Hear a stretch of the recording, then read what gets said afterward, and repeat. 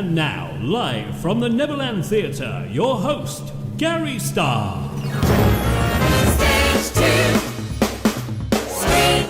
Hello, a very good evening. Welcome back to StageToStream.tv, broadcasting live from the Neverland Theatre here in the wonderful town of Skeg, Vegas. How are you? Did you have a good weekend? Did you miss us? We missed you, but we are back now, and it is wonderful to be back with you, celebrating all things entertainment and pre-return to theatre.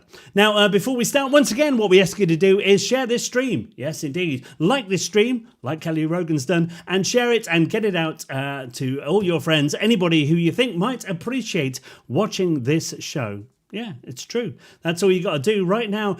Get onto it. And of course, give us some interactions wherever you're doing out there. Just give us a like or a thumbs up or anything like that. Yes. In the meantime, let's find out who's on this evening.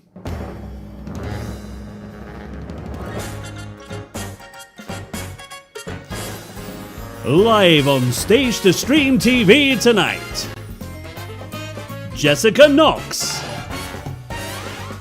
and Laura Turner.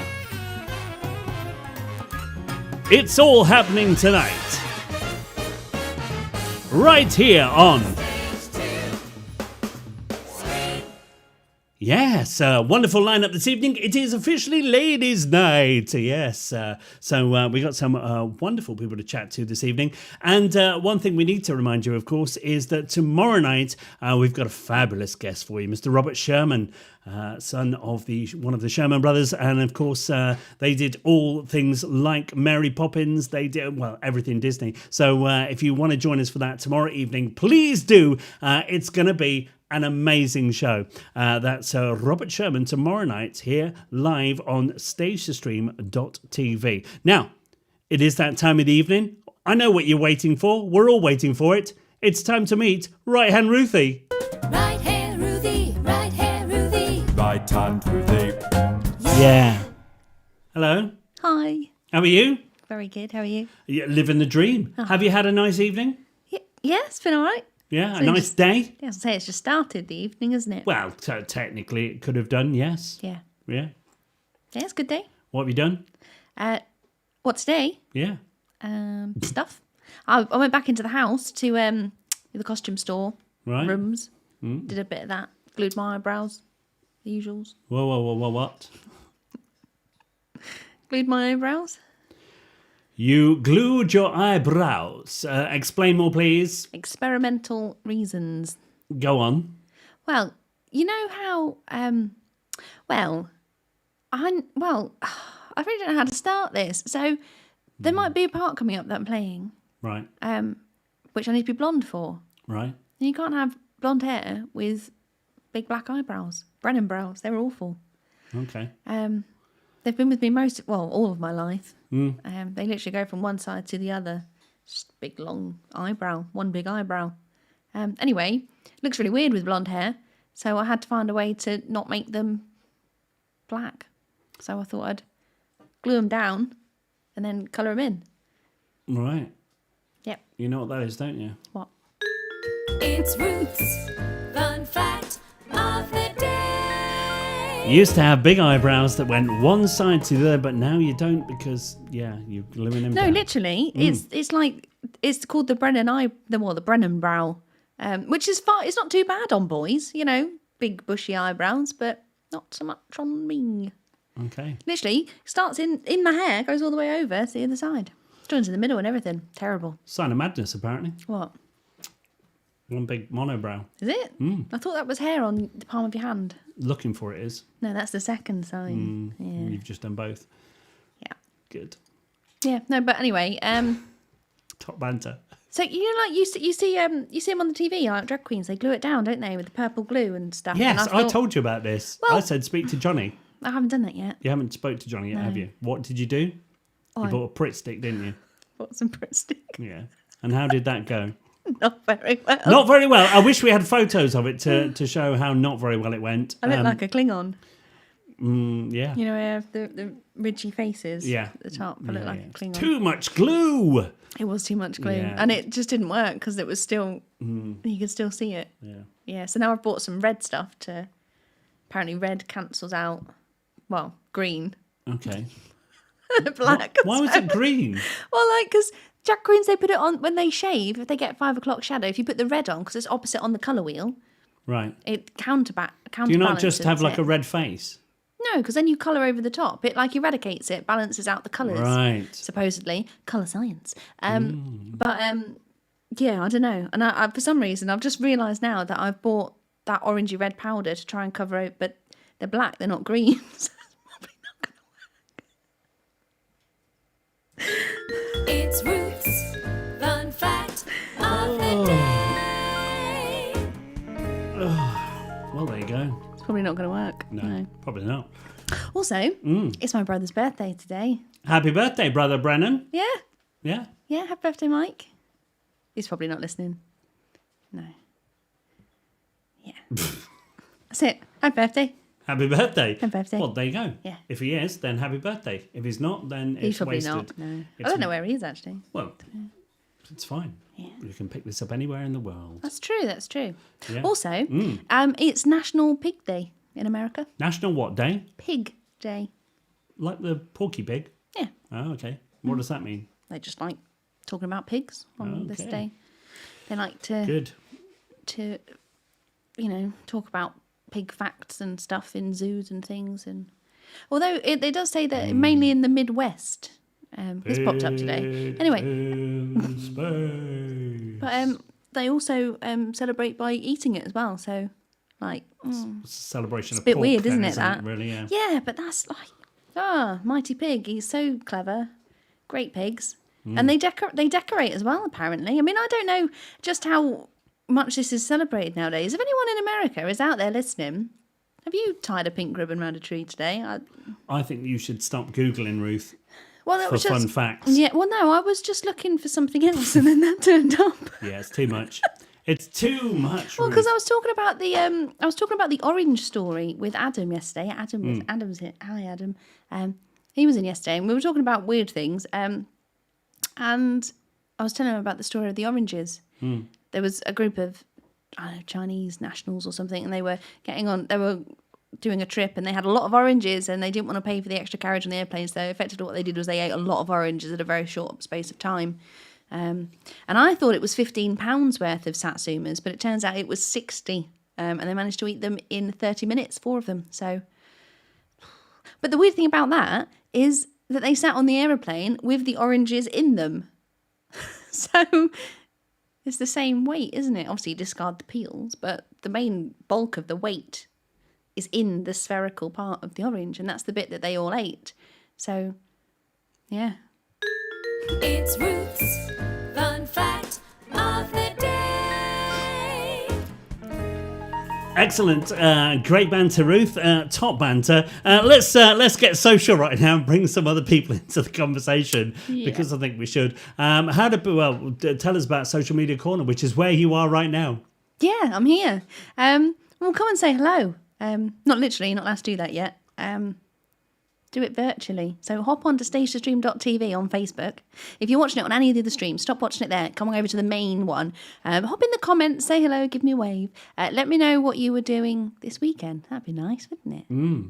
It's been nice and it's been sunny here. I hope it's been sunny where you are. Anyway, pop in there, say hi. And obviously, when we've got a guest on later, you can, if you've got any questions you want to ask them about anything, really, write them in there. And I'll relay them. I'll be the conduit between you and them. Alternatively, send me a message on my inbox, or you can WhatsApp or text me. And the number, Gary, what's the number? It's here. 07510 followed by 891 then 005. Let's get social. What was that number again? That's 07510 Of course. followed by 891 then 005. I kind of feel that you were panicking at the beginning because you realised we've not done the number since Friday. And I still don't know the number. I don't know the number either. No, I've got it written down here, which is why every so often I have to look down. It's the first bit because 07510, it's not normally a 5, is it, after the 7? It's normally a double 7 or an 8 or something. Well, we are special. A 5 is well, it's off-putting really. But anyway, yeah, do that. Just say hi. Get in touch. Yeah. Right now. We're getting Let's social. have a look. Let's see who we've got. Why don't you have a look? Beverly Charles popped in. Hi, Beverly. Hope you're well. Darren Kirk. Hi, Darren. Darren's got something interesting going on. He said he went live yesterday on Play DJ, as I do every Sunday. Specials scheduled on his channel. Very nice. I'll have to give that a listen. What else have we got? Sorry, my bad. Angel Merrills plus Becky. I've had a good weekend. Hello. And let me scroll down. Adam Fielding wants to know if I've got any facts about cabbage. Now, Adam, that's quite leading, isn't it? Because we had a conversation about cabbage as well yesterday. Don't mix it with, I think it's called Tylenol. I know. When I worked in America, they don't have paracetamol and things like that. It's a bit weird. They have other stuff. And anyway, there was a warning on the packet that said don't mix with cabbage. I looked into it, and apparently it can cause an explosion. There you go. There you go. Don't do that. There you go. Yeah. Yeah. Good stuff. Vicky Wild's popped in. Oh, hi, Vicky. She said, loving the live. I feel famous. Ah. Yeah. That happens. Chris North. Chris is going to come back in a few weeks' time and show us some of his new act. Oh, yes, that's we're going exciting. Victoriana, magic and illusion. So we're gonna have a look at that in very soon. So stick around for that. Steve Andrews. Hey. Hi, Steve. He's listened to Stage to Stream Radio. Yes, because tonight, for the first time ever, we are now streaming live from this and to the radio at the same time. So if you can't watch it, you can audio. listen to it. Yeah. That's exciting. Yeah, well, Stage to Stream Radio is now live 24/7, apart from last night where something went weird, but we're back Gremlins. anyway. Yeah, Gremlins. Not our side, No. but yeah. So, you can either watch it here on Facebook, or if you just want us in the background, then you can listen to us on the radio because we are dual broadcasting now. That's how technologically advanced we have got. I know, right? And also, don't forget, if you have got favourite songs out there, we're doing musical theatre, you know, linking it all together. Let us know. We can add it to playlists and pop them in, and Yeah. yeah. Yeah, there's loads going on. It's very exciting, and so you can either listen to this, or you can you can watch it live or listen to it on the radio. How good is that? I don't know. good. Yeah, so very exciting. So whatever you want to do it. Do that. Just get involved. Get social. Let's get talking, because that's what it's about. Happy days. Are you all happy over there, Ruth? Oh, yeah. And do you know what? It's it's been really sunny, hasn't it, over this weekend? It's been very nice. Steel drums are our favourite drum. Yeah. Is that why? Well, no, but yeah, that does make you feel more summery, doesn't it? But it's nearly spring, isn't it? 19 days till spring. Nearly spring, then summer, then Christmas, and hopefully everything will be back to normal. Yeah, but let's not rush it away. Spring's first. Yeah, no. That's my spring's favourite good. season. I like that one. Is it? Yeah. Why is spring your favourite season? Just is, isn't it? Because it's gone from all being all dreary to like sunny and exciting. And It's Ruth's fun fact of the day. Yeah. Spring is all springy. Lovely. Well, that's another one, Ruth. Beautiful. That. Well done. Happy days. but it is. Yeah. You know, it's gone from. Oh, is there more? Is there? Oh no, I probably should just stop. Yeah. Well, we'll come back Just to you in a leave that bit. there. You have a rest. Get yourself on social media. Get chatting to people because it's almost time for our first guest this evening. The lovely Jessica Knox is joining us in just a few moments, right after this. Thanks, Ruth. Are you all right? Yeah. I'm still on you. Oh. Yeah. Don't come away. Yeah. Good. Okay, we'll be back with Ruth. I'm muting her mic because she'll be on one now for a while. We've got Jessica Knox live. You can hear her in the background. Good. Right after this.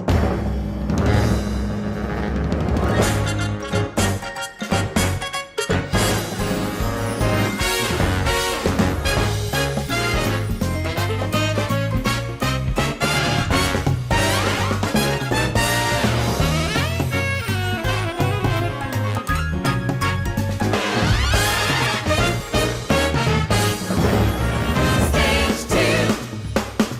Screen. Yes, indeed. Here we are live. Miss Jessica Knox, hello, how are you? Good evening. I'm good. How are you? Wonderful, yes. We're quite literally living the dream, as it were. I think Ruth's still laughing in the background, but yeah, it's all good. How are you? Are you well? Yeah, I'm good. Thank you. How are you? Yeah, plodding on, doing what we do. It's all good. Well, thanks for joining us this evening. I know. Well, she's still going in the background, but you know what she's like. We'll probably get over it by the end of this section, just in time to ask some questions. So that'll be good. So Jess, for those out there that don't know you, well, welcome back first of all. Thanks for joining us. But tell us a little bit about you, what you do, how you got in the business, and yeah, over to you. Yeah, of course, no problem. So I studied at university for 3 years doing performing arts. And then I went straight on to do working for a tour and pantomime company. Mm-hmm. A different one. I'll not mention them. But No, you can mention. We're not bothered. We don't care. You can mention. It's fine. You can advertise and promote all you like. So I worked for you could say a chocolate bar type company. M&M, nice. for a few years. And then I ended up moving to the wonderful place that is Skegness. Yes, to work for Mr. Gary Starr. Hey. You might know him. Worked for you. It's been nearly 6 years now. That's it. That's crazy. Yeah. 2015, I moved to Skeg. That's a long time. Mental. Yeah. Mental. And then last year, just before all the drama happened, I moved to Rotherham, and I've been working as a freelance vocalist. Well, nice. When I can. Yeah, because it kind of hit at that time, didn't it? Just as you were getting into it, so that was fun. So let's talk about how you started. We can talk about other companies. We've had other companies on. We don't care. We talk about everyone. It's fine. So you started work with M&M doing touring shows and stuff. What did you start off touring? The first one I did was Pinocchio. Nice. And I was the wonderful Pinocchio. Was you really? Yeah. Had the nose that grew and everything. Nice. So cool. And then I went on to do Peter Pan, then Charlotte's Web, then I did Railway Children, and then I did Robin Hood. Oh. So a good mixture of shows, which was fun. Yeah, and then you came and worked and did stuff for us, and you've played literally, I think, most characters pretty much. I know, I worked out the other day that I've now officially played every part in Wizard for you, so that's quite fun. Yeah. I think, in fairness, you're on the list of being, one of the people that's played pretty much everything. There's a couple you haven't now, so but that's good. You're adaptable. Yeah. In a way, so that's a polite way of saying it. Yeah, no, that's good. I'm the same. I equally look good in a dress or a suit. So good. Can vouch for that. Yeah, true story. Ruth, what are you looking at me like that for? I can see you over the top. What are you saying? I just thought it was a really weird thing to say. What bit? What, that I look good in a dress? And a suit. Good. More from Ruth later. She's on one tonight, bless her. I think she's still laughing about spring, so... Yeah, strange. I think she is. Strange. So, then obviously, everything happened. That thing that we need to discuss, really. You went to Rotherham, and you were obviously, you were set up to do, you were a vocalist, so you were a solo vocalist, as well as Pass the Popcorn, which is a trio. Yes, it is. So that was all set up. Tell us about Pass the Popcorn, first of all, and then we'll discuss about what happened. Yeah, sure. So Pass the Popcorn is another group I'm in. It's a trio, and it's myself, Mark, and Chris. And it's basically a debut to all the movie musicals type thing. So it's like all the songs from the movies. So we do anything from as old as Wizard of Oz all the way through to The Greatest Showman. And we did our our first debut gig 4 days before lockdown went into place. So we're hoping, fingers crossed, when we're allowed, we can be back out and doing that again soon. Yeah, because we saw you you were doing a pub in Skegness, one of the big ones, the big venues. It's nice. And we were just in there having a little drink, me and James. And you lot came in and started doing your gig, which was wonderful. Well, yeah, it was good. It was Blues Brothers, wasn't it? But you were there with them. Yeah. I was the roadie that night. Yeah, but it's good. It's good. Nice to see. With everything that's gone on then, beyond that, how's it kind of affected you throughout the last year? So of course, obviously, I'm in the same boat as everybody else, where we're not allowed to perform. So like a few other people, I've had to go out and find another job. So I'm now officially a post lady. Nice. Is that the official term, post lady? Yes. Well, it's either post lady or post woman. Or but person. I feel like I'm too young to be a woman yet, so I'm going for lady. Wow. Well, tell myself that. Wow. Tell myself that. So, So doing that, which is obviously very different from performing, but it's something different, keeps the brain going, doesn't it? Keeps you busy. So, and I feel like I'm giving back a little bit because it's a job that someone needs to do it. So yeah, you're literally giving back post. So, literally. Yeah. So some days they even give it back to me because I've posted it to the wrong house, but it's fine. Depends how much gin. Oh, Ruth's laughing again. Yes. Oh, funny times. So well, you've got to adapt, haven't you? And you've got to do these things to keep yourself going and stuff. How's it looking now with prospect of coming out of lockdown and hopefully over the next few months? Is it starting to look a bit more hopeful with that side of it? Yeah, slowly. My agent said that there is some gigs coming in already, but it's just, again, depends on what happens with the whole lockdown restrictions, if they do actually get relaxed or if not. But fingers crossed, if they do, we will be back out hopefully like June time. Fingers crossed. So, and of course, just in time for summer. Beer gardens. And of course, you'll hopefully be coming with us as well to do some bits as well in May, June time. So that's good. Yes, yeah. So with all the stuff you've done, what do you prefer out of the singing side, or do you prefer going out acting? What's your sort of where do you want to go in the future more? Bearing in mind I employ you. It depends. But no, I enjoy both of them. It's quite nice being able to juggle two different things. Because obviously the vocal side of things, it's quite nice the fact that I get free range to sing literally anything I want to do. But I do really enjoy working with other people. So going out touring and like actually getting to work with everybody else, it's a lot more fun because you get to have a bit of banter and fun stories appear. There are many fun stories, which I'm sure we'll come to this evening, no doubt. Oh, happy days. Yes. So, well, that's good though. How do you find solo touring? Because I mean, I did it. I sort of made the leap to doing solo cabaret many years ago, and did it for about 6 months, and it was the worst thing I ever did, purely because I was just bored of being on my own and dealing with people, which I don't do well. How do you find it, solo work?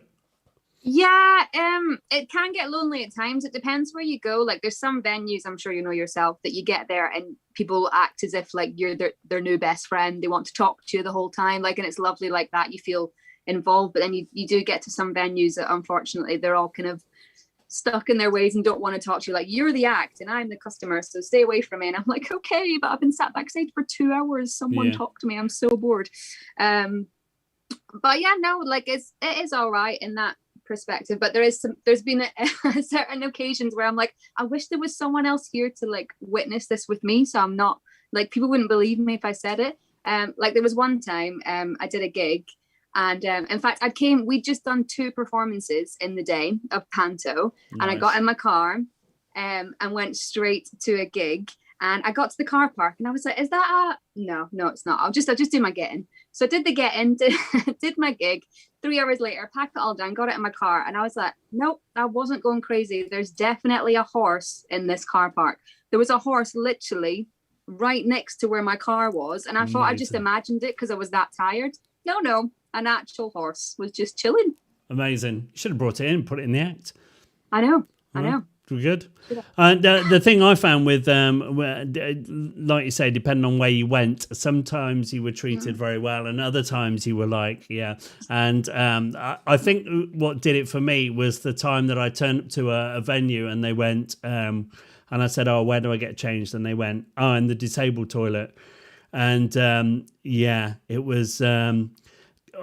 Let's just say I had to hover between shoes to not step in what was on the floor, and it was vile. There was sick everywhere, and it was just horrific, and I was like, this is where life has got to. So for me, that kind of altered me. I had the best night ever, because the crowd was amazing, but when you're getting changed in a toilet, it's just not good. Not so glam. Does that still happen a lot? Is there quite a lot of times where they go, yeah, I use the toilet? Yeah, all the time. And in fact, I was shocked because do you remember that small section that we went through in 2020? I think it was like September, October, where we were allowed to perform for a bit. Yeah. And then he went, no, only kidding, going to take it back. Well, during that, I did a gig and it was like a last minute booking. Someone else had cancelled. So they called me and I was like, yeah, no problem. I'll run and do it. So I got in my car, got there, and there was literally like no social distancing. The place was absolutely packed with people, and I was like, this is ridiculous.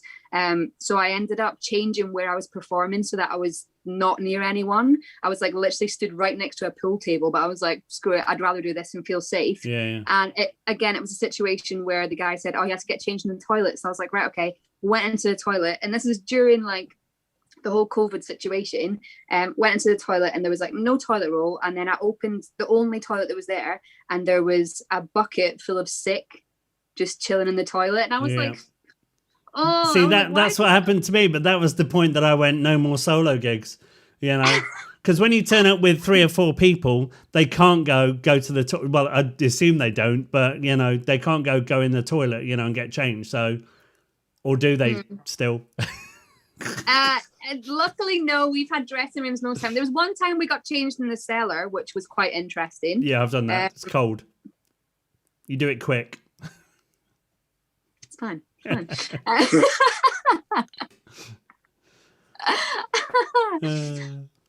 Yeah. No. You're clever though. You got out when you seen the sick. I was like, it's just another Friday. Yeah. No, I only did it once, and that was it. I was like, no, I'll go back to doing what I do. So, yeah, not having it. Ruth, have you calmed down now? Yeah. Let's go over to Ruth. Are you all right, Ruth, over there? She is. Have you stopped laughing? Yeah. Okay, because it was all about spring, apparently. No, well, it was the post when she said that they give them. And we'll come back to Jess. So, yeah, she's gone again. Ruth, for those of you that don't know out there, laughs at the weirdest things, and when she goes, it can take hours. So, yeah. Are you back? I'm fine. Are you okay? Yeah. Right, what were you laughing at? The post? Jess said that they give the post back. Only when I take it to the wrong house. Like, not just every house goes, nah, you're all right. Like, It's funny. Yeah. Well, Sorry. no, that's fine. As long as you're happy. Yeah. It's good. Also, I've just realised. Yeah, go on. Postman Pat had a cat called Jess. I know. He did. And you're a postman. Post lady. Where's that? Yeah. So do you have a cat called Pat? No, but I should. You really should. Cat called Pat. That's hard to say. Definitely. Yeah. Anyway. Adam Field has popped on. He's just said he once got changed in a shed. I mean, I don't know if that's gig related or just in general. Yeah. Adam know. does just get changed anywhere. So, yeah. That wouldn't surprise me. Anyway, we've got lots of questions for you. Go on then. Bring it in. So many questions. Now, we've got the usuals, the favourite role, the favourite characters, which I'll get you to answer a little bit later. But first of all, we want to know, have you ever had any stage mishaps or funny things happen or things go wrong? And if so, what are they? Oh, here we go. Nothing that makes me look bad. Well, I've worked for Gary for 6 years, Yeah, so every every day's a learning curve. Yeah. No, there's been loads of times. I think one of the worst mishaps I've had that I still remember to this day. I was working as cover on Dick Whittington. Not one of mine then. And I only got given the script the night before, so I Yeah. didn't get a lot of time to learn it. So I was literally just absolutely blagging it. Now I was in this primary school performing this show, and I completely blanked and couldn't think of any of my lines. And the only thing that came to my head, and I genuinely said it out loud, was, Dick. Has anyone seen Dick? And that Amazing. was it. All the teachers were gone. That's not one of mine because we've never done Dick Whittington. No. So, Ruth, have you ever done Dick? No, well, we did do Dick Whittington, didn't we? But it was years ago. But we only did it for one Christmas because it was the weird popularity thing, wasn't it? Like, it's only popular in certain areas. In London. Yeah, mainly Yeah. London. Yeah. And it's not very popular elsewhere. But I wasn't a big fan of the storyline anyway, to be honest with you. No. I didn't think it was overly magical, like, as a whole topic Yeah. of a show, if that makes sense. On the whole. Yeah. Yeah. So, what about you, Jess? What's your favourite? We may as well jump in with that question. What's your Yeah, favourite go on panto? My favorite panto. Oh, it's a tricky one. It's either got to be Peter Pan or Wizard of Oz, Oh. hands down. But Hands which down. character? Peter Because Pan's- you've played them all. So which character in each one? Have you played Captain Hook? I've not played Captain Hook. I need to play Hook. Yeah, Yeah. definitely. Can you imagine a Scottish Hook? That would be interesting. Well, any character Scottish is a bit weird. No. unless it's- The Scottish Tweedle was. Yeah, Tweedle you can Bang get away on. with, but Peter Pan. Hello, Yeah, everyone. Scottish I'm Peter Pan. I'm Peter Pan. I've come all the way from Neverland. Hey. That's exactly what you sound. In fact, that was a clip from you playing it. Yeah. No, it's a tricky one. Like as wonderful as I looked playing the Scarecrow, when we did it, bearing in mind Dorothy was a lot taller than me and it looked hilarious. No, my favorite parts definitely got to be either Dorothy or the witch in Wizard. Mm-hmm. Best parts. Nice. Ruthie? Yeah. Yeah. Oh no, sorry, I thought I thought you were asking me then. I was like, no, he's not asking me. But then I was thinking about my favourite role no, and then you- realised time had passed. No, and you can tell us your favourite role, What's Ruth. your favorite part? oh, what in Wizard? Yeah. Probably the witch. She's quite fun. Yeah. Yeah, she's a bit crazy, isn't she? Mm. Yeah. Anyway, it's not about me. Right. What's your dream role? So if you could play any role in any show, in anywhere in the world, what would it be? Oh. That is a tricky one. Do you know what? See, because I actually watched it during lockdown and it surprised me that I actually enjoyed it more than I thought I did. Eliza in Hamilton. Ah, nice. See, I never thought Hamilton would be my thing. But then I watched it and I was like, this is actually really good. Yeah. See, I really like it, but Ruth doesn't, do you, Ruth? no, I'm not a fan. Oh, here we go. Yeah. Right, well, Why? no, don't get me wrong. The music's great. You know why? Why? Because, You tell me why I don't like it. because It's Ruth's Fun Fact of the Day. here we go. Why don't you like Hamilton, Ruth? Well, it's incorrect. Oh, Yeah. right. Like, That's it. in what way? It's too much to go into now. But no, like, it's one of those things. Well, for a start, apparently it's... Right, maybe I should watch it again, because I've only watched it the once, and apparently if you watch it with subtitles, it's a lot better. Apparently, that's the thing. Oh, But like the opening, I was like, oh, this is good. Like, you know, the stage and all the production value of it was amazing. And then I just felt that was kind of, it didn't reach that point again. There was no peaks and troughs. There was just troughs for me. you did watch the English version of it, Ruth, didn't you? Yeah, I can't keep up with the rapping and the nonsense talking. You know, it's too, Rapping and nonsense talking. you know, like, do you know what I mean? I need to read it. Not a fan. TripAdvisor review there, if I've ever Yeah. heard one. I'm not a fan. There was lots of rapping and nonsense.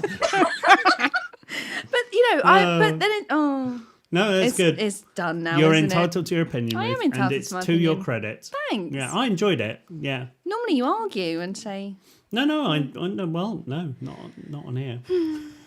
and also Harry Steadman's just popped on and said it's because Hamilton doesn't have any steel drums. It's true. There aren't any steel drums in Hamilton. Steel drums are our favourite drum. They totally Yeah. are. Yeah. Anyway, no, I just Also, didn't- Harry Steadman said Dick's only popular in some areas, which Well, it is true. is. That's what we were saying. It is. Like I say, central London. Manchester had a bit of a draw, but like, you know, the outer bits, particularly up north, they couldn't care less for Dick Whittington. Yeah. Not having Up it. north, Yeah. Yeah, like sort of like Scottish Newcastle don't like area. it. They weren't a fan. apparently. Yeah. No. I mean, well, Scottish people might like it. I don't know. Ross Gunning, you out there? Do you like Dick Whittington? We don't know. Ross Gunnings I should meant be there, yeah. like the Newcastle sort of area. You know. Yeah. They always like the traditional ones up there. It's very not so much southern the... Dick Whittington. It's a true story, but, you know, there Yeah. you go. Anyway, Have you got any more questions? that's that. Did we... oh, yeah, it was Eliza Hamilton. Yeah, very good. What's the funniest thing that's happened on or in a tour bus? Have you ever had anything I've just seen that. Beverly unusual Charles happen? said that. Yeah, Beverly didn't you? Charles. Ooh. I think it's funny. I feel like it's one of these situations where it was funny to me, and then I'm like, people are like, "No, that's not even funny." But there was one time, oh god, this is going back like maybe 4 or 5 years ago, where we'd been rehearsing all day, and then we did a show in a place that used to be called the Grand Central in Skeg. We did a performance there, and then we left Skeg at 11 o'clock. I know where this is going. Is this about me? Yeah, and we drove all the way to Scotland, so it was like a good 8-hour car journey. Yeah, it was. And Gary and I were meant to be sharing the driving, but anyone that has ever been in a car with Gary knows that he doesn't like being the passenger. I'm a He'd rather be control the freak, driver. aren't I, really? Yeah, you Yeah. like driving, which is fine. I'm the same. I prefer driving, but it's fine. I'll let you do it. I trust you. But we got a good, I think it was like just over 7 hours into the journey. We had like 1 hour left. So this point is like 5, 6 in the morning. Yeah. And I think We'd done all well. gone a little bit. We've done very well. Did well. Yeah. I think we've gone a little bit delirious. And Gary turned around and said, "Jess, is it just me, or am I driving up a Christmas tree?"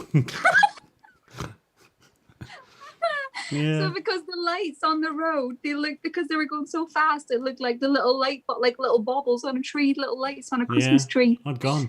I literally was hallucinating at that point, and you went, no, just heading to Scotland, and I That went, happens though, you doesn't probably it? need to drive really for the last 20 minutes. So I did 7.5 hours, and Jess did the last 20, didn't you? Yeah. Good times, but we got there alive, luckily. We did, and made many songs up on the way. Yeah, and I was just heading to the top of the tree You are where the ferry was. Yeah, there you go. Happy days. best place to be. Yeah, true story. Rufus, Yeah. got time for one more. Oh. I know. Okay. Flown tonight. Yeah. Always does.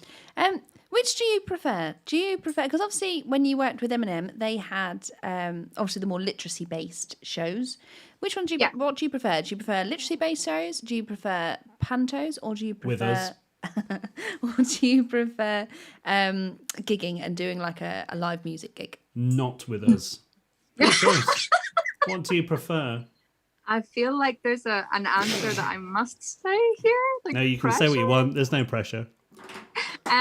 No, personally, I do really enjoy pantos the most because you can just have fun with it, and it's one of those things where kids can just enjoy themselves and relax. And the amount of times we went in and they were like, "Are we watching a DVD?" And we're like, "No, this is like so much better. Trust me, you're gonna love this." Don't get me wrong, I love doing the literature-based ones. Because usually afterwards we'd do a workshop with the older kids, so it was nice to find out what the kids actually learned from the show. But yeah, panto hands down, it's too much fun.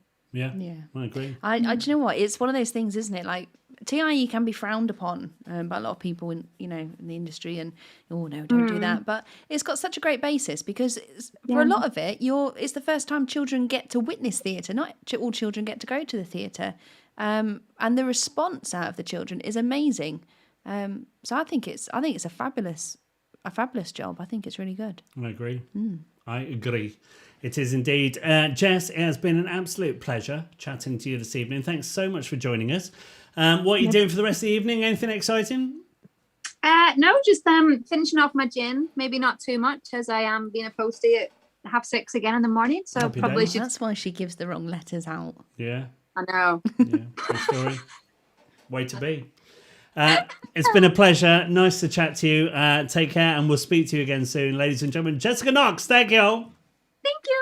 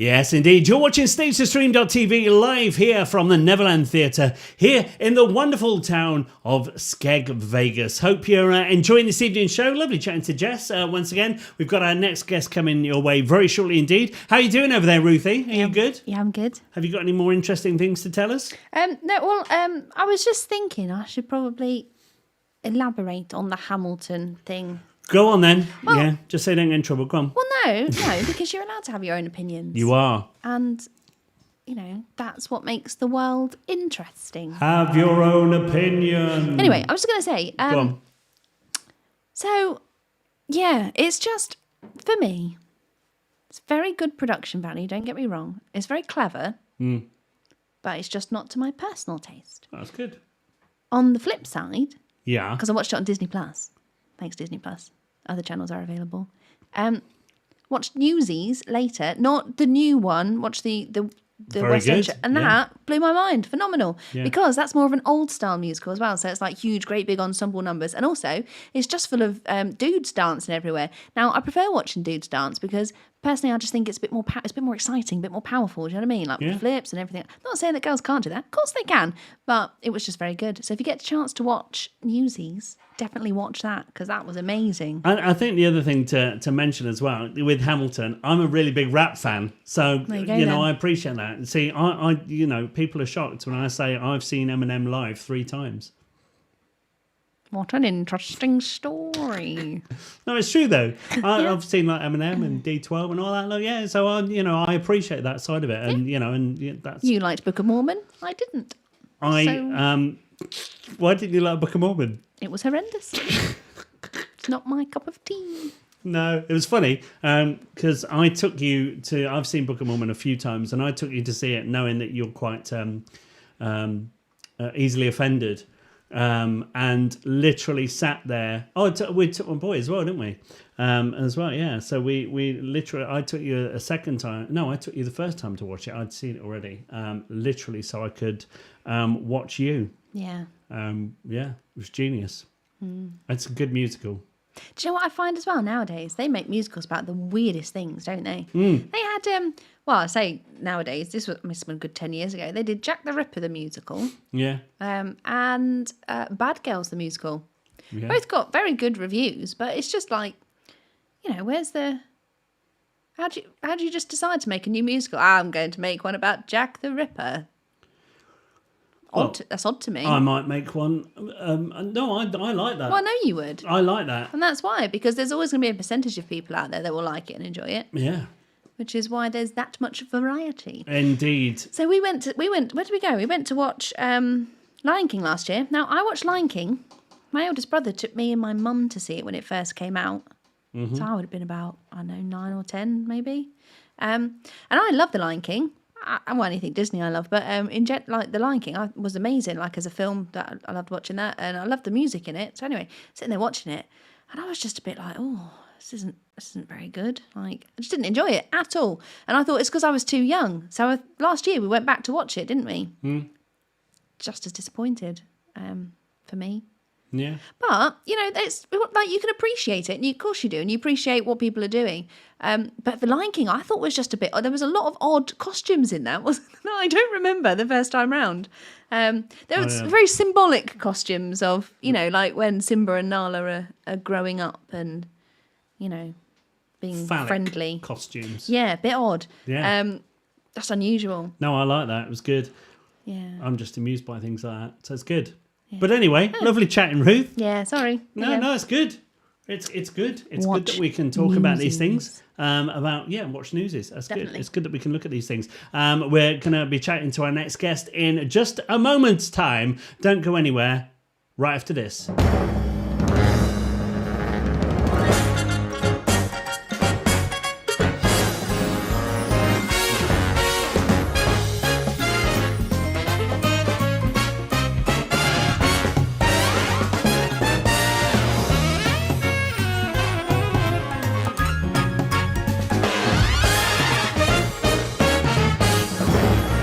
Stage 2. Screen. And here we go. Welcome into StageToStream.tv. It's Laura Turner. Hello, Laura. How are you? Hi, I'm really good, thank you. How are you? Yes, wonderful. We're having a nice evening this evening, just chatting all things theatre and much, much more. Thanks for joining us. Lovely to speak to you this evening. Now, we've got many things to chat to with you about all the things you do, and of course, what you've done during lockdown and much, much more. But for those out there watching, tell us a little bit about you, what you do, and how you got into this industry. Absolutely, yeah. So I'm Laura, and I am a playwright and an actress, and I also have my own theatre company that I set up in the middle of lockdown last year. Decided that was a great time to set up a theatre company, Amazing. so that was interesting. But yeah, so I have my own theatre company called Fury Theatre, and what that's focused on is female stories told with fire. So as a writer and as an actress, I've always been fascinated by untold female stories, and those ones that kind of expose the really intense emotions that I kind of think exist underneath a lot of the actions that we do in our day-to-day lives. And so the intention with Fury Theatre was to kind of bring those to the surface, to explore them, and to find new ways of kind of bringing those stories to life with a mixture of not just traditional theatre, but also kind of taking things from live art, taking things from gig theatre, taking things from music and beatboxing and spoken word, and kind of creating a mashup that hopefully appeals to our kind of target audience of sort of 18 to 35-year-olds with who just enjoy a good night out, really, and a great night of theatre. Amazing. So let's talk about playwriting first of all, because that's close to my heart. I love to go away, and my process is to sort of I generally just go to Whitby and just immerse myself in that and write horrendous plays and stuff. What's your sort of process for writing? Yeah, I mean, it's an interesting one, and definitely one that's evolved. So when I started out, I was mainly working in adaptation. So I was actually adapting classic novels for the stage. And I was also working, for the most part, for the open air stage in the early part of my career. So obviously that comes with its own kind of complete barrel of laughs. You know, it's got very specific things that you're trying to do, very specific things that you can't do as well, in terms of you haven't got a lot of the functionality of lighting and sound and all the technical side of theatre. Yeah. So it was a bit of a crash course really for me in learning how to write for the stage. But also I think, you know, for me as a writer, working with other people's stories and learning about how to craft that story for the stage for a dramatic retelling was actually such a kind of helpful and insightful process that really did teach me a lot about the writing process and about how story works, about how character works. But I did find that quite soon I was starting to kind of get a little bit of itchy feet to sort of tell my own stories. And I think what's interesting is, you know, I think it's interesting to look back and think, well, I sort of built up my confidence in working with other people's stories. And then that really kind of paved the way for me to go, okay, actually, I've explored this and these are the areas that I'm interested in. You know, as I've already said, kind of female characters very much came to the fore, and exploring the female experience, the female voice, and also the female gaze as well. You know, kind of how are we looking at women and how are we telling those stories? And also for me, you know, I'm from Lincolnshire, I'm from a little village in Lincolnshire, and I grew up not really feeling like people like me were represented on stage and certainly on screen. You know, I also work as a screenwriter, and I'm really passionate about kind of bringing regional landscapes to the fore there. So yeah, so my kind of process has been a little bit kind of all over the place, but now it's actually really lovely that, you know, most of the time I do just kind of get to sit in front of my laptop and write, but I have to say I'm very much missing being able to go to coffee shops and write. You know, I can't wait until that's the thing again.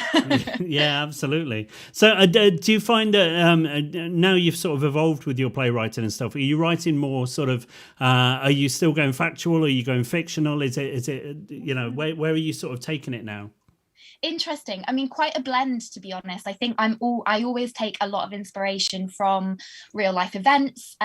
or also from mythologies and folk stories, stories that we've kind of grown up with. I'm always interested in kind of interrogating those from a slightly different perspective. I think there's something so interesting about fairy tale, for example. That's something that we all grow up with. We all know what it's like, but there's so many different sides to it. And I think there's so many kind of ways to maybe interrogate that. Like I quite enjoy to go quite dark as well. That's something that I think it's always fun to kind of look a little bit into the maybe slightly more twisted side of things that we've, stories that we've known as we've grown up. But the past has also always been a huge inspiration for me. And, I've set quite a lot of my work in various historical periods. Now I do tend to work much more within kind of our sort of modern contemporary setting. But I very much enjoy kind of using the past as a way to tell stories about the present. I think actually what's interesting is when you've kind of got that distance between yourself and what you're watching, you can actually push the audience a little bit harder and kind of, take them on a real journey of discovery to kind of, I guess, expose the themes or the bigger questions that you're wanting to ask with the work. So it is a real mix now, actually. But I think it very much took me a little while to kind of come to terms really with making that decision and that leap to start telling my own stories, because it's quite a scary thing, isn't it? Yeah. You were saying about writing as well, Gary, and it's quite exposing. You can feel quite vulnerable at times. Yeah, I mean, for me it was because of the subject matter, because I've always done sort of kids writing and that sort of stuff, and then suddenly when you start writing an adult play, that it's kind of like you realize how far you can take it, because children's playwriting is kind of very restrictive in a certain way. So, but then you sometimes look back and you're quite disturbed by what you've actually written as because you don't have to stop and hold back with things. So yeah, it's definitely an interesting one. Yeah. Tell us a little bit about choose one of your more recent plays that you've sort of written. Tell us a little bit about it and the sort of process. Yeah, great. I mean, I'd love to tell you a little bit about my piece called Lexi in Lockdown, because that was brilliant, but a challenge for many reasons, as the title perhaps alludes to. So this was planned as a live production. It was the first kind of Fury Theatre production, and it was scheduled in for London dates in the summer of 2020, get my dates right. But obviously, we knew quite early on in the year that probably wasn't going to be happening. But we were fortunate enough to kind of get some funding and be invited to take the show online. Now, the show itself is a one-woman show, which is a modern retelling of the Greek story of Electra. So again, all of those kind of like big themes that I'm really interested in. I think there's something so fascinating about Greek mythology and Greek theatre, the way that the emotions are so big and they're so visceral in a way that we can be quite British about stuff and kind of, make it all subtextual. And I was really excited to go, okay, well, what happens if you kind of collide these two things? So I basically reset the story of Electra in the present day about a young woman trying to make it in the music industry. And as she's kind of going on this journey of crafting her music and figuring out what her kind of unique individual voice is as an artist and as a person, all of these kind of family events start happening, and there's these betrayals and revenge storylines, which all kind of came very much from the Greek source material.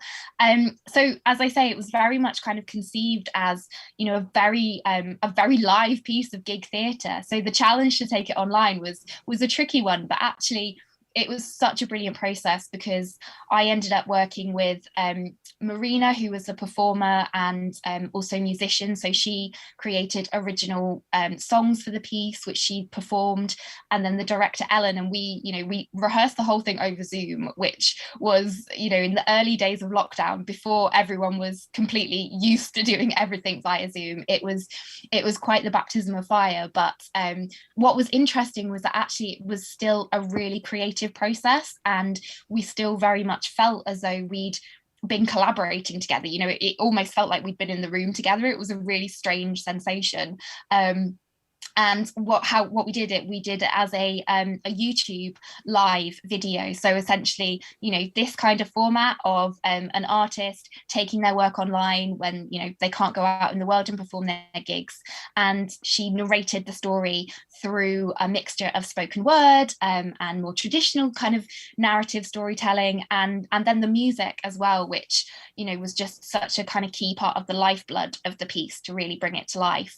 So it was definitely a challenge initially to kind of think, oh my gosh, how are we going to take this piece of this piece of theatre that's meant to be experienced live in a room with people having drinks and having a bit of a dance and that kind of more laid back experience. But actually it was really interesting to kind of riff off what was happening and what other artists were actually doing at the same time. We were watching some of our favorite kind of live artists or spoken word artists who were going on Facebook and doing a Facebook live because they couldn't get to their normal audience in any other way. So that was a really interesting process, but very, very different from what I imagine our future rehearsal processes will be like. But it's almost quite weird to imagine being back in a rehearsal room at the moment, like exciting, but just quite overwhelming. It's quite strange, isn't it? Yeah, it's a strange one. I think we've all had to learn, we'll talk about lockdown shortly as well, but we've all had to learn technology very quickly. But actually, with the people I've spoken to recently, about their processes and how they've worked, it's actually, in a weird kind of way, it's opened up a whole different world, because we're now talking like we're doing now. You're talking to people that in a normal time you wouldn't have that opportunity to do. You wouldn't you wouldn't have the opportunity to collaborate and create music and write and direct and do all these things. So actually the positive that's come out of all of this and the use of technology is that we're actually although we're a lot more connected, if that kind of makes sense. Do you kind of feel that way yourself? Definitely. It's a really funny one. I think, there is that, of course, when you're doing things online, there is that element of a feeling of distance and kind of, to an extent disconnect. But actually, I think what has been so lovely is, being able to link up so easily with people in other countries as well and kind of share work, across time zones and things has been an incredible experience. I've got family in America, for example, and, normally if I've got a theatre show on, there's, they like the poster and that's about it, but they were able to watch and able to share those things with people so much more easily, which I think has definitely, as you said, kind of expanded everybody's horizons and definitely brought new collaborations to life, and just made it so much easier to kind of make those initial steps. Actually, I think this thing that happened to our industry that felt like it was just putting a massive obstacle in the way of anybody creating work actually has kind of carved out some space for people to go, okay, we can't be in a room together and we can't perform live theatre right now, but what we can do is this and this and this, and we're just going to be stronger as a collective and as an industry, I think, when we come out the other side of this. Yeah. No, I completely agree. I think when you look at the benefits, against all the terrible side that we can't do live theatre, but there are those positives that we need to draw from, and that is that sort of collaboration that we would never have the opportunity to do, before. So, how has sort of lockdown, other than that, sort of affected you? Have you still been able to? Have you used it, primarily to kind of push yourself with writing and that side of it? Yeah, I mean, in that respect, it's, obviously I've hugely missed all of the, the live and active elements of the industry and of the world. But, in terms of kind of having some time alone to actually really concentrate on your individual process, and certainly for me with kind of setting up Fury, it was kind of a little bit overwhelming and a little bit disconcerting at first to think that actually, I'd set this company up and then it felt like I then couldn't do anything with it. But actually what that's meant is that I've had so much time to explore other avenues, to explore those collaborations, and to do the work on the company as well, really figuring out what it is that I want to say, what kind of work I want to make. And I think, it has just made everybody, as we were saying, it's made everybody a little bit cleverer sometimes as well in terms of the work that they are able to make. So I had the pleasure of teaming up with the Asylum Players, who are based in Lincoln, and we kind of joined forces to record some audio plays over the end of summer when restrictions were a little bit eased up and we could do it socially distanced. So we got a cast together and we were able to record some audio adaptations, and that was actually a really exciting thing that we probably wouldn't have even dreamt of doing if it hadn't have been for lockdown. So I think that's a real positive to take. But in terms of the writing as well, it's definitely been a time to just I've thrown myself into the writing and just kind of been working away on lots of different projects. Obviously it's it can be tricky with theatre because you don't know as and when things are going to open up. So with the theatre side, it's probably been a bit more around the kind of planning and logistics of things. But my writing for screen has actually been quite a nice opportunity to really kind of throw myself into that and explore that a little bit more. So yeah, I can't be too kind of ungrateful about the time that I've had to focus on those things. Like, as awful as it's been in terms of the pandemic as something has happened to everybody, it's terrible and so many lives have been lost, but actually I think on an individual level people have found a new level of resilience as well, which I think is great. Yeah, absolutely. Yeah, there's like us all, we've kind of tried to find that positive from it, and there are good things that have come from that. We're going to go to Ruthie right now, who is over in social media corner, because I can see social media flying away there. Hello, Ruthie. Hello. So how's it going over there? Oh, so many questions, so many. Yeah, I'll get started. Go with it. Give us one. I'm all right. How are you? Are you all right? Yeah, good, thank you. How are you? Wonderful. Yeah, we're getting there. It's Monday. It's always a bit of a strange one.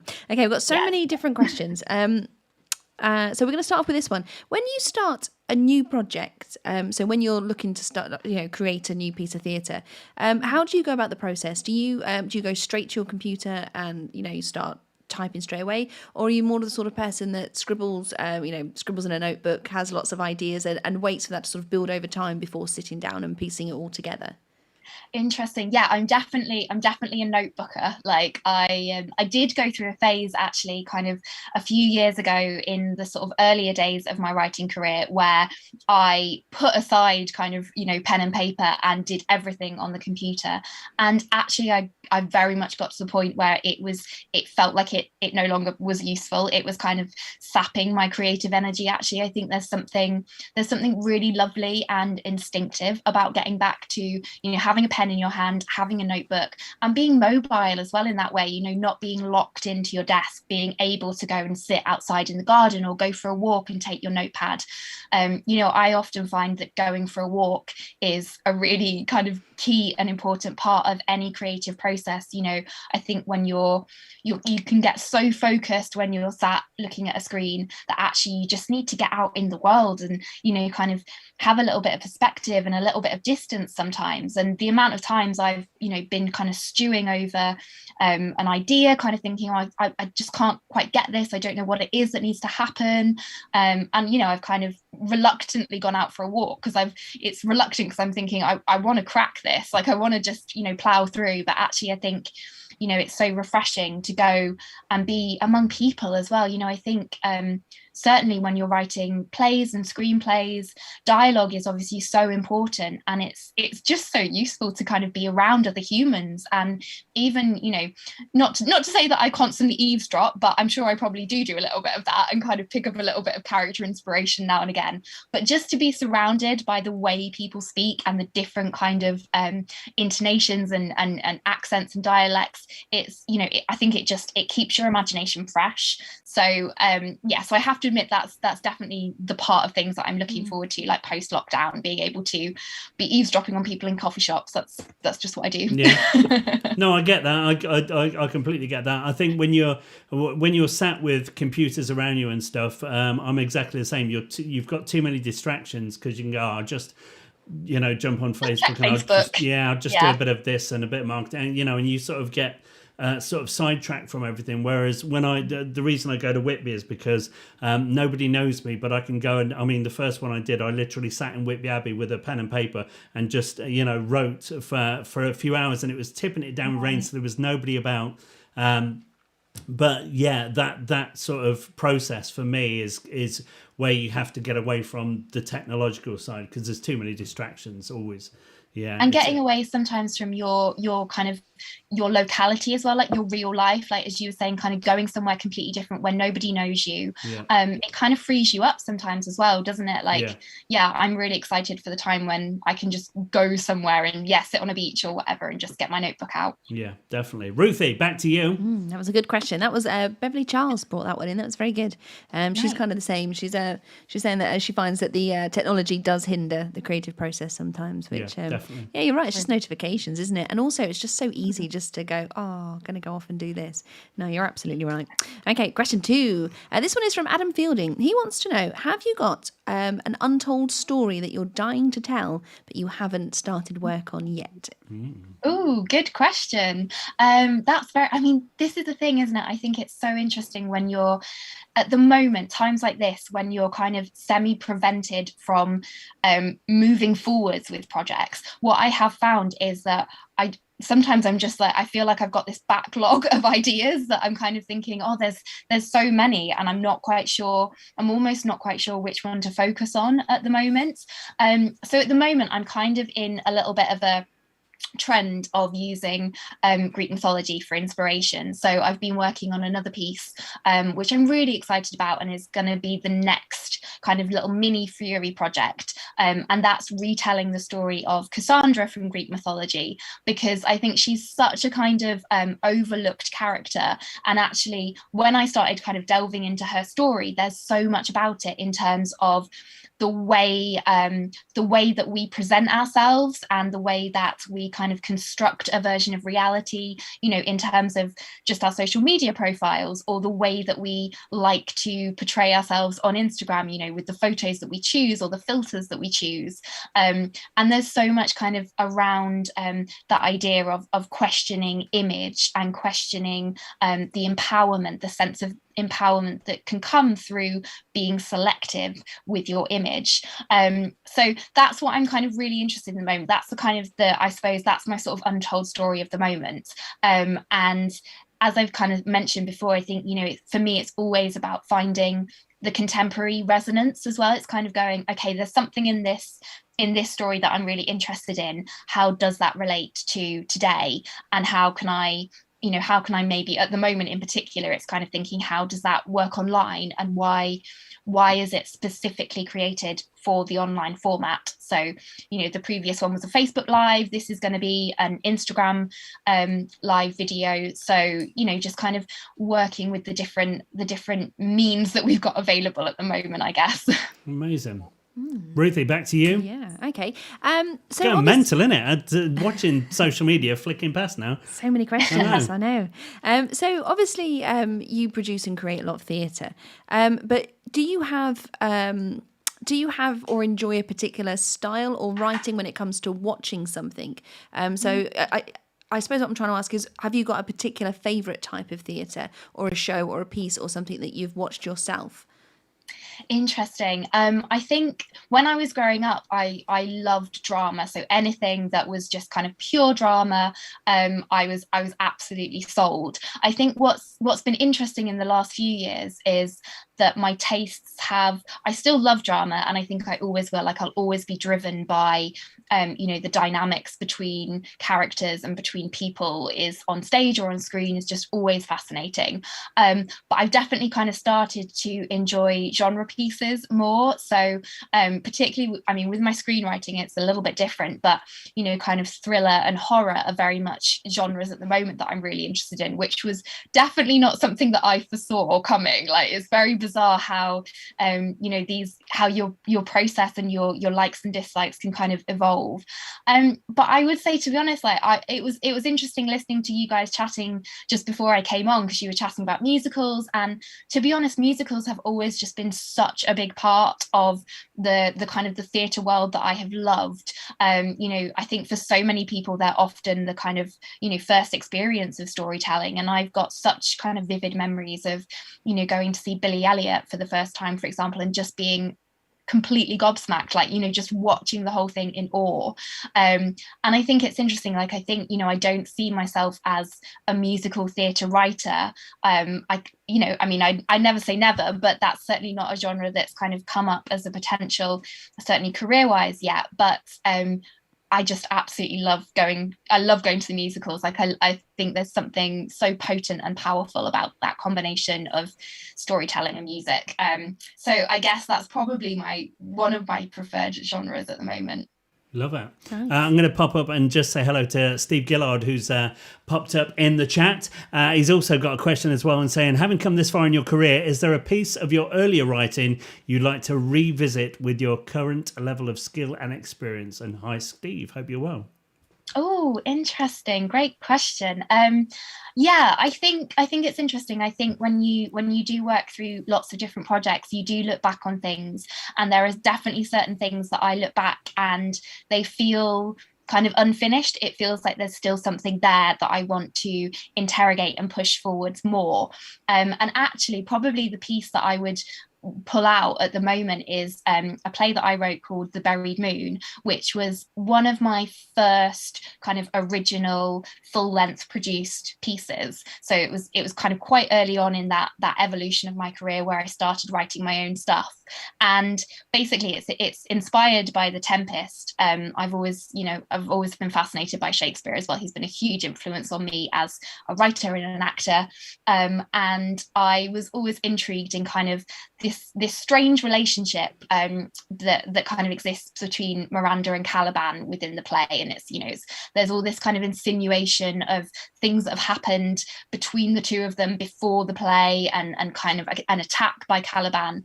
And I was just fascinated by that. And I thought I'd love to interrogate that in a modern context and think about what would that be like if you were a young teenager who wanders out onto the marshes, which is where I set it. I set it on the Lincolnshire marshes, and it encounters this kind of strange boy who's, a bit odd and very different and kind of very isolated from the rest of the community.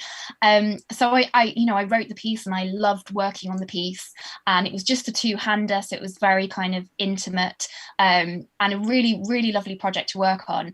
And at the time I was really, really happy with where I got it to, but I think it's just been one of those that it's still in the back of my mind all the time, and I kind of think about, how would I revisit that? And would I revisit it as a piece of theatre, or actually would I revisit it now as a piece of screenwriting? I think that's often what's interesting as I've kind of gone in different directions as well, like not just theatre but also the screen, is that you start to go, actually it would be really interesting to revisit that idea in a very different medium, and explore it in that way. So definitely the Buried Moon is probably the one.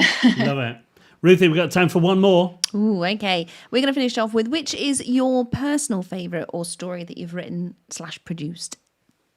Ooh, interesting. Well, I have to be really honest that I will always have a massive soft spot for Jane Eyre, and I've been lucky enough to adapt Jane Eyre twice for two different companies, in very different ways. One with a large cast, one with a cast of 3. So that was quite a challenge, but a really enjoyable challenge. And I think there's something about those classic stories that just stays with us throughout the years. And there's something about, for me in particular, that potent relationship between Jane and Rochester. So it's a little bit of a cheat maybe because it's an adaptation, but I loved working on that, and I loved finding my own angle on it as well. I think that's the most important thing with an adaptation. It's to think, okay, I'm doing the source material justice, but I'm also being true to myself and what I think is important and what interests me about this piece of writing. So big fan of Jane Eyre. Amazing. We've sadly run out of time. There's loads more questions out there. What I will say is if anybody wants to talk to you, get in touch with Fury Theatre, of course. They can get hold of you there, and keep the conversation going. It's been an absolute pleasure chatting to you this evening. Thank you very much. We'll definitely talk again soon. Ladies and gentlemen, Laura Turner, thank you very much. Brilliant. Thank you so much. Thank you. Bye-bye. Bye. Something magical is coming this Easter. Live on Stage to Stream, our brand new online panto, The Wonderful Wizard of Oz. Join Dorothy Gale, the Cowardly Lion, Tin Man, and the Scarecrow in a brand new online magical adventure. Live this Easter at www.stagetostream.tv. The Wonderful Wizard of Oz, live online this Easter. For more information, visit our website at www.stagetostream.tv.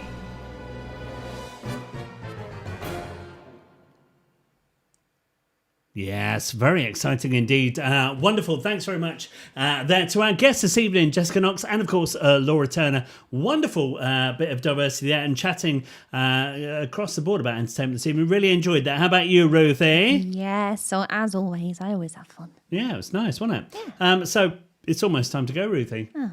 But we should point out that tomorrow night, massive evening for us tomorrow night.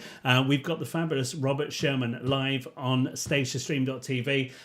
He is son of Robert Sherman, part of the Sherman brothers, who wrote all the greats for Disney. So if you want to join us tomorrow night, come and listen to his story. It's going to be absolutely phenomenal. And of course, you get to ask him questions as well.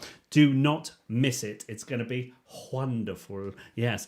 So Ruthie, before we go, thought for the evening? Do amphibians have to wait an hour after eating before they get out of the water?